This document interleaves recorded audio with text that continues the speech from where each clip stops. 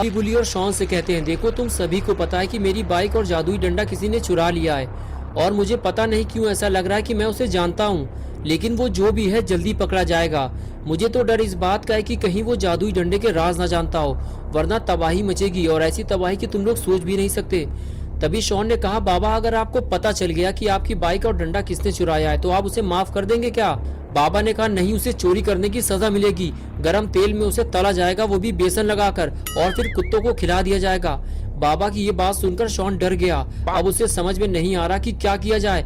अगर बाबा को पता चल गया कि बाबा का जादुई डंडा और बाइक उसी ने चुराई है तो बाबा उसे गरम तेल में तलेंगे, वो भी बेसन लगाकर। और अगर बाबा ने उसमें लाल मिर्च और नींबू भी डाल दिया तो क्या होगा? ये सोचकर ही शॉन का दिल घबराने लगा। शॉन बोला, बाबा मेरी तबीयत ठीक नहीं है, मुझे घर जाना है। चलो गुल्ली गुल्ली घर चलते हैं, हम लोग कल आएंगे बाबा के पास। ये बात सुनते ही बाबा ने कहा, एक बात तो मैं तुम लोगों को बताना ही भूल गया। मैं अपनी बाइक और डंडे को ढूंढने के लिए जादुई मंत्र पढ़ने जा रहा हूँ। मुझे ये काम 3 दिन करना होगा और फिर 3 दिन के बाद जादुई डंडा और मेरी बाइक दोनों ही मेरे पास होगी, साथ में वो चोर भी जिसका पकोड़ा बनाया जाएगा, वो भी बेसन लगाकर। इसलिए तुम लोग कोई भी ऐसा काम मत करना जिसकी वजह से तुम लोग किसी बड़ी मुसीबत में फंस जाओ, क्योंकि मैं 3 दिनों तक तुम्हारी कोई मदद नहीं कर पाऊंगा और ना ही तुम लोग मुझे परेशान करना। अब तुम लोग घर जाओ गुल्ली बुल्ली और मुझे अपना काम शुरू करने दो। बाबा की बात सुनकर गुल्ली बुल्ली और शॉन वहाँ से जाने लगे। थोड़ा आगे आने के बाद शॉन ने कहा, अब क्या होगा गुल्ली बुल्ली? बाबा को मेरे बारे में सब पता चल जाएगा और फिर बाबा मेरा क्या हाल करेंगे? मैंने कोई चोरी नहीं की है गुल्ली, मैं तो सिर्फ तुम लोगों की जान बचाना चाहता था, इसीलिए मैंने बाबा का जादुई डंडा उठाया था। लेकिन जब मैं उसे वापस रखने के लिए आ रहा था तो किसी ने मेरे ऊपर पीछे से वार किया और मैं बाइक से नीचे गिरकर बेहोश हो गया। फिर मुझे नहीं पता कि आगे क्या हुआ, लेकिन फिर भी सारा इल्जाम तो मुझ पर ही आएगा, सजा भी बस मुझे ही मिलेगी। बुल्ली ने कहा, डरो मत शॉन, हम लोग हैं ना तुम्हारे साथ, तुम्हें कुछ नहीं होगा। हम बाबा को कुछ नहीं बताएंगे। हमें जल्दी बाइक और डंडे को ढूंढना होगा। एक बार दोनों चीज मिल जाएंगी तो सब कुछ ठीक हो जाएगा। गुल्ली बोला, हाँ शॉन, बुल्ली सही कह रहा है, हमारे पास अभी 3 दिन का टाइम है। हमें 3 दिन से पहले दोनों चीजें ढूंढ निकालनी है और बाबा को लाकर देनी है। इससे बाबा भी खुश हो जाएंगे और उन्हें कुछ पता नहीं चलेगा। शॉन ने कहा, लेकिन गुल्ली ये सब होगा कैसे? ये इतना भी आसान नहीं होने वाला जितना कि तुम समझ रहे हो। बुल्ली ने कहा, हाँ शॉन, ये आसान नहीं होगा, लेकिन हमें पता लगाना ही होगा कि बाबा का जादुई डंडा किसके पास है, क्योंकि हम सब इसमें फंसे हुए हैं। हम सच जानते हैं लेकिन फिर भी बाबा से छुपा रहे हैं। चलो अब जल्दी गाड़ी में बैठो, घर चलकर हम सबको मिलकर प्लान तैयार करना होगा। और फिर तीनों गाड़ी में बैठकर घर की तरफ जाने लगे। शॉन की उल्टी गिनती अब शुरू हो चुकी है, क्योंकि बाबा ने जादुई मंत्र पढ़ना शुरू कर दिया है। अगर गुल्ली बुल्ली और शॉन सही वक्त पर जादुई डंडा और बाइक नहीं ढूंढ पाए तो शॉन पकड़ा जाएगा और साथ में गुल्ली बुल्ली भी। लेकिन गुल्ली ने अचानक गाड़ी क्यों रोक दी? ये तो रॉड है, लेकिन ये यहाँ क्या कर रहा है, वो भी पलटे हुए ट्रक के पास।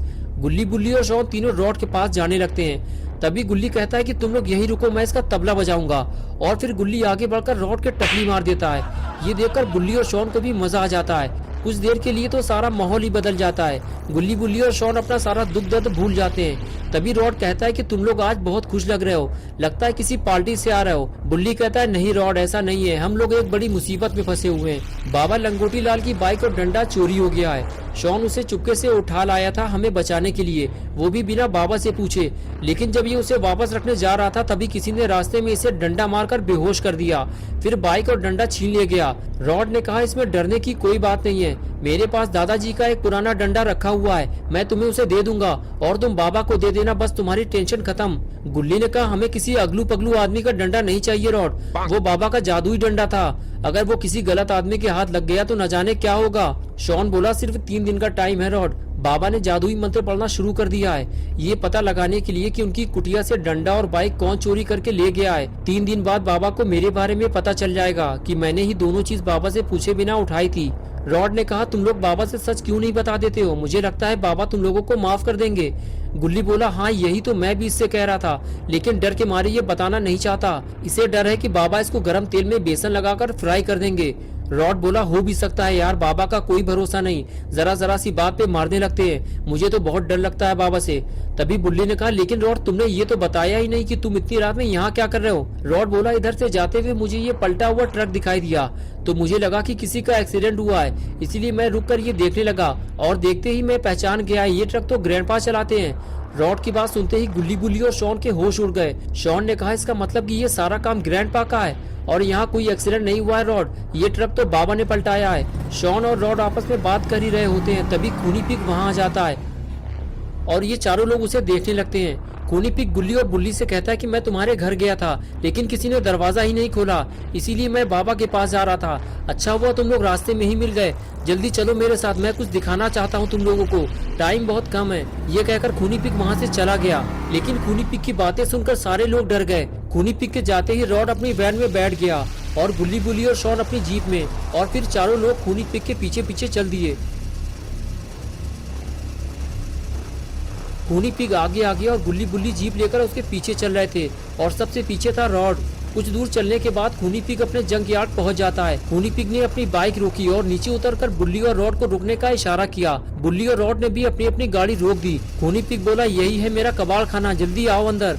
और फिर खूनी पिग अंदर जाने लगा। गुल्ली बुल्ली और शॉन भी रॉड को लेकर अंदर जाने लगे। आज पहली बार गुल्ली बुल्ली और शॉन को पता चला है कि खूनी पिग कबाड़ का काम करता है, लेकिन वो इस कबाड़ खाने में गुल्ली बुल्ली को लेकर क्यों आया है कि तभी खूनी पिग ने इन लोगों को कुछ ऐसा दिखाया जिसको देखते ही इन लोगों के होश उड़ गए। खूनी पिग बोला, तुम लोग इस सुपर बाइक को तो जानते ही होगे। कुछ देर पहले मिस्टर मीट ये बाइक लेकर यहाँ आया था और उसके पास बाबा का जादुई डंडा भी था, और मुझसे कहने लगा इस बाइक को जल्दी अपने जंक यार्ड में कहीं छुपा लो खूनी पिग, बाद में हम इसे बेचकर पैसा आपस में बांट लेंगे। लेकिन ये बात किसी को पता नहीं चलनी चाहिए, वरना अंजाम बुरा होगा तुम्हारा।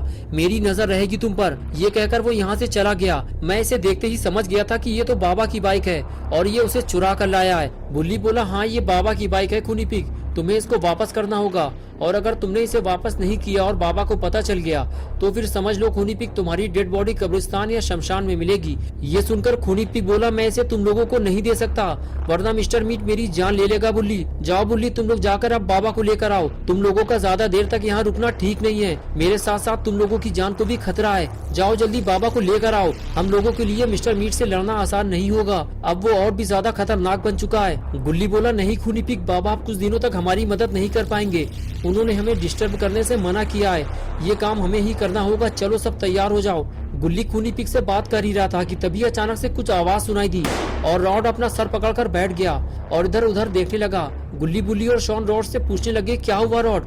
रॉड ने बताया कि कोई चीज मेरे सर को छूते हुए निकली है।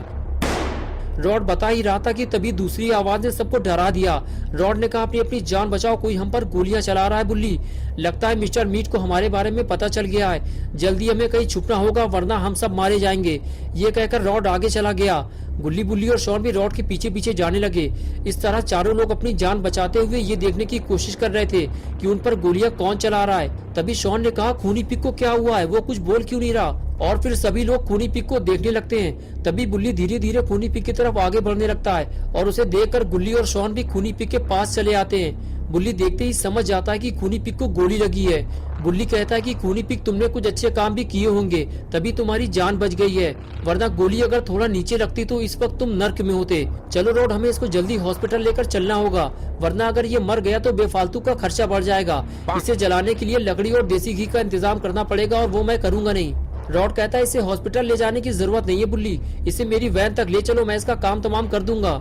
लेकिन हम बाहर जाएंगे कैसे, बाहर तो कोई गोलियां चला रहा है। ये सुनकर गुल्ली कहता है, रुको, मैं और शॉन बाहर जाकर देखते हैं कि गोलियां कौन चला रहा है, उसे ठिकाने लगाना ही होगा, वरना खूनी पिग के साथ साथ हम सब भी मारे जाएंगे। ये कहकर गुल्ली शॉन को लेकर वहाँ से जाने लगा। तभी पीछे से बुल्ली बोला, जरा ध्यान से गुल्ली, मिस्टर मीट से लड़ना आसान नहीं है और उसके पास जादुई डंडा भी है। गुल्ली बोला, हाँ मुझे पता है बुल्ली। ये कहते हुए वो पीछे के रास्ते से नीचे कूद गया। उसे देखकर शॉन भी वही करता है, लेकिन वो गधे की तरह नीचे गिर जाता है। गुल्ली उसे उठाता है और फिर दोनों आगे जाने लगते हैं। अच्छा हुआ शॉन को चोट नहीं लगी, वरना एक और नई मुसीबत खड़ी हो जाती। गुल्ली और शॉन दोनों इस बात का ध्यान रखते हुए धीरे धीरे आगे बढ़ते हैं कि उनके कदमों की आवाज दुश्मन के कानों तक न पहुंच जाए। आगे आने के बाद दोनों छुपकर देखने लगते हैं कि गोलियां कौन चला रहा है, लेकिन उन्हें कोई दिखाई नहीं देता। बस वहाँ एक अनजान कार खड़ी हुई दिखाई देती है जो पहले वहाँ नहीं थी। शॉन कहता है, वहाँ तो कोई नहीं है, लेकिन वो कार किसकी है? गुल्ली कहता है, लगता है शूटर उसी गाड़ी से आए थे शॉन, वो खूनी पिग को निपटा कर भाग गए हैं, चलो आगे चलकर देखते हैं। और फिर दोनों डरते हुए धीरे धीरे आगे बढ़ते हैं, लेकिन गोलियां चलना बंद हो चुकी हैं। गुल्ली को यकीन हो जाता है कि वो जो भी था शायद वो चला गया है या उसकी गोलियां खत्म हो चुकी हैं, वरना अब तक वो इन दोनों पर फायर कर चुका होता। शॉन कहता है, चलो गुल्ली, हमें वो कार देखनी चाहिए, तभी हमें पता चलेगा कि गोलियां चलाने वाला कौन था। गुल्ली कहता है, नहीं शॉन, अब हमें वापस चलना होगा, हमारे पास टाइम ज्यादा नहीं है। खूनी पिग का इलाज अगर सही वक्त पर नहीं हुआ तो वो मर जाएगा, चलो जल्दी निकलो यहाँ से। ये कहते हुए गुल्ली अंदर जाने लगता है, लेकिन शॉन उसके पीछे नहीं जाता। उसे तो बस उस कार की पड़ी है, वो देखना चाहता है कि वो गाड़ी है किसकी, इसलिए वो अकेले ही उस कार की तरफ आगे बढ़ने लगता है। तो दोस्तों क्या होगा अब गुल्ली बुल्ली और शॉन का? क्या शॉन कार देखकर शूटर को पहचान जाएगा या फिर शॉन कोई बड़ी मुसीबत में फंस जाएगा? ये सब हम देखेंगे पार्ट 2 में। दोस्तों पार्ट 2 देखने के लिए वीडियो को लाइक करें, चैनल को सब्सक्राइब करना और बेल आइकन प्रेस करके ऑल नोटिफिकेशन ऑन करना ना भूलें।